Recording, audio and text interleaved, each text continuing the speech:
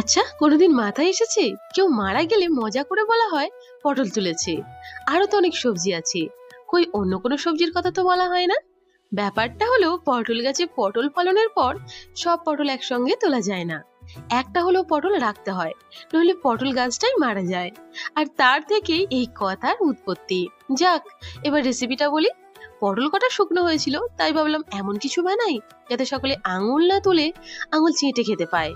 তাই প্রথমে ভালো করে থেতো করেছি। আর যার কথা মনে এলে ভালো করে থেতো করতে পারবে তার কথাই মনে করো। এবার তোমরা ভেবে নাও আমি কার কথা মাথায় রেখে এত ভালো করে থেতো করেছি। এবার কড়াতে একটু বেশি করে সরষের তেল দিয়ে শুকনো লঙ্কা, কালো জিরে আর থেঁতো পটল দেবো। আর দেবো পেঁয়াজ কুচি, কয়েক কোয়া রসুন, খোলা ছাড়ানো চিংড়ি মাছ আর কাঁচা লঙ্কা, আর একটু হলুদ আর লবণ। ভালো করে ভেজে নিয়ে ঠান্ডা করে নেবো বেটে। এবার কড়াতে সরষের তেলে কালো জিরে আর শুকনো লঙ্কা দিয়ে দেবো বাটা পটল আর একটু বাটি ধোয়া জল।